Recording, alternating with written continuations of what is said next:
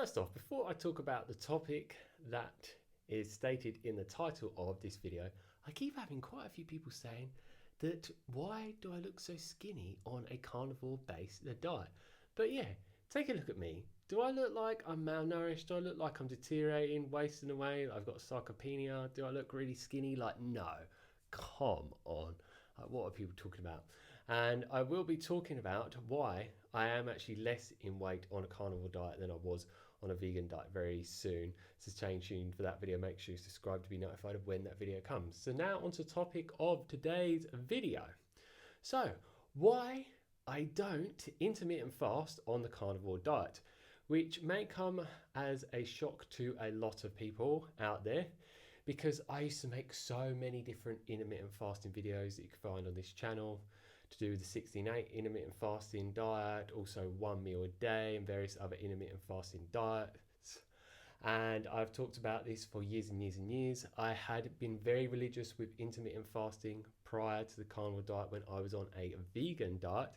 And whilst I was on the vegan diet for around 6 years, 3 years of that vegan diet journey, I was doing intermittent fasting. First got into 16-8 intermittent fasting diet, where you fast around 16 hours a day, eat for around an 8-hour window, and then naturally started fasting longer periods of time, and then went to 1 meal a day for 7 months, and then went back to fasting 16 to 20 hours a day.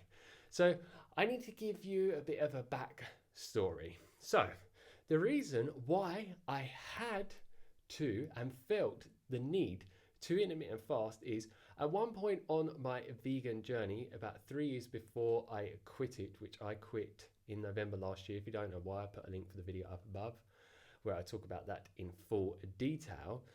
And I just wasn't feeling so good. My blood sugar levels just kept being up and down. My mind wasn't functioning so optimally, and I just wasn't functioning, feeling the best holistically. So then I stumbled across intermittent fasting and all of the science on this specific subject. So I thought to myself, why not give this a go? Because intermittent fasting shows to make you more sensitive to insulin. It lowers your blood sugar levels, it boosts human growth hormone production, testosterone production, and has a whole host of other amazing benefits as well. So when I then switched to that, I started feeling way better. But guess why? Because on the vegan diet as well, I started getting a lot of bloating and gas and just overall digestive issues. And every time I was eating vegan food, it felt like it was giving me no energy whatsoever. When I look back with the knowledge that I have now, it's because the food was not giving me the nutrients that I've been lacking for so long from being on a malnourishing, unsustainable vegan diet. At first on the vegan diet, I felt good, because I removed all the other crap from my diet, and I said that the vegan diet gave me all the benefits, but it's because I removed all of the crap from my diet. And so yeah, I felt good on a vegan diet initially, but I kept having ups and downs all the time on my 6-year vegan journey. So then when I actually came to intermittent fasting, it actually started to eliminate all of those digestive issues that I had going on, my blood sugar levels being up and down, and I was actually feeling way better when I was in the fasted state. But the pitfall with this on the vegan diet was, okay, you're fasting throughout the day, every single day, with religious intermittent fasting like I was, and I'm still pro intermittent fasting, just so you know that. But when I was coming back to the foods that I was eating on the vegan diet, they were still not making me feel amazing. So that's why I naturally went to 1 meal a day. But this is obviously not resolving the root cause of the issue. The root cause of the issue I had going on was the vegan diet was giving me loads of plant toxins that affected me in a negative way, loads of pesticides, loads of indigestible fiber, and just like so much other garbage that you really don't want in your body, because they're not ideal foods for you. And this is why it has such a negative effect on vegans long term. And this is why around 85%, as proven through scientific research, of vegans normally go back to meat and other animal foods. So now let's bring that up to the carnivore diet for where I'm at now. So I switched to the carnivore diet late last year, back in November. And when I initially switched to the carnivore diet, I was just saying to myself, I'm just going to listen to my body. So being intuitive and eating intuitively. And I found that almost every single day, my body did not want to intermittent fast whatsoever. And guess why? Because I was feeling absolutely amazing with the foods, my digestion was optimal on this way of eating and still is, and my elimination of the food that I've been eating, and my energy levels are stable, and I just felt really, really good. But then, after a period of time, and I talked about this just recently in another video, but I'll go into more detail in this video, is that now I do not intermittent fast whatsoever, because there was sometimes when I was just eating predominantly meat on a carnivore diet that I was intermittent fasting, but it was almost never happening. But since switching to raw milk and raw honey, which happened I think about a month or 2 months ago, I wake up and I drink around a gallon of milk a day, a lot of honey, and then I have a meat meal normally later in the day, but not every day. I talk about why I don't eat meat every single day. If you haven't seen that video, I'll put a link for the video up above and you can check that out now. And then I normally have milk just before bed. So if you actually look how many hours that I am consuming calorie sources and food sources throughout the day, it could literally be anywhere from say 14 or so hours. And I feel absolutely amazing from doing that. Because guess what as well? These foods give me all of the nutrition that I need for me to feel my best. So I don't need to go and do loads of intermittent fasting to make me feel the best, because these foods don't affect me in a negative way. They give me all the nutrition that I had been lacking and that I'm still rebuilding within my body after being on that vegan diet and then quitting it and getting on to a carnivore diet that can meet all of my nutritional needs and make me feel the best within my mind and body holistically. And yeah, for sure, this could change in the future.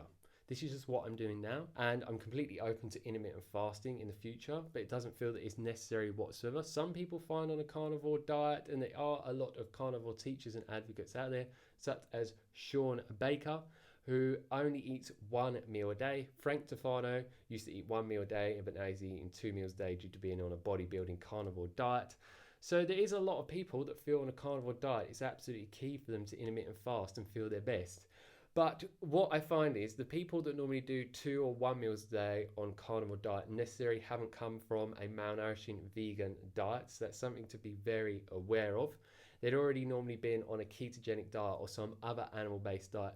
So they had a lot of nutritional reserves built up from all of those animal foods. So I wouldn't necessarily recommend this to people that have just come off of a vegan diet and their health got destroyed on it, where you were just surviving and just pushing through and pulling through it.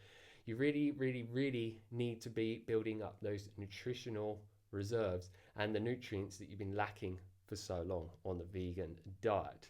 So yeah, what I would say is with this type of thing, listen to your body. If you feel that you do better with 1 meal a day or 2 meals a day, then do that. If you feel better with 3 or even 4 meals down a carnivore diet, then do that. Don't listen to me or anyone else saying that 1 meal a day is the best on the carnivore diet, because I have a lot of people telling me like me eating throughout the day it's just not good whatsoever and it's the best to eat 1 meal a day. But don't listen to these dogmatic, evangelistic, idealistic people out there, because they're just projecting their own experience onto you, and what may work for them may not work for you. So you have to listen to your internal navigation system as much as possible. It's good to gather knowledge from other people that have experience with the type of diet that you're interested in or that you're on. But at the end of the day, they are not you. They don't know what's best for you. Not even your mind does. Your body knows best. So try out certain foods on a carnivore diet that you want to eat, and do intermittent fasting if you feel that you want to. Experiment with it. See how you feel. If you don't feel good from it, then don't do it. It is really as simple as that. And that is something that I cannot stress enough, because too many people are using their head, and normally their ego gets involved, their dogmatic viewpoint and just other people's biased opinions and perspective can really taint them in a way where they're just very, very disconnected from their internal navigation system and their intuition, which can just lead you down a very dangerous path of the diet. And this is why so many people end up staying on a diet longer than is ideal for them to do so, such as so many different vegans, including myself in the past, that have then eventually got to breaking point and got off of that diet and regained their health through eating a high quality animal foods. So that's it from me and this video. So don't forget to leave your comments and questions down below. Don't forget to like, share and subscribe as well to receive a lot more videos from me on a weekly basis. So as always, stay happy, stay healthy and enjoy the rest of your amazing day. Peace.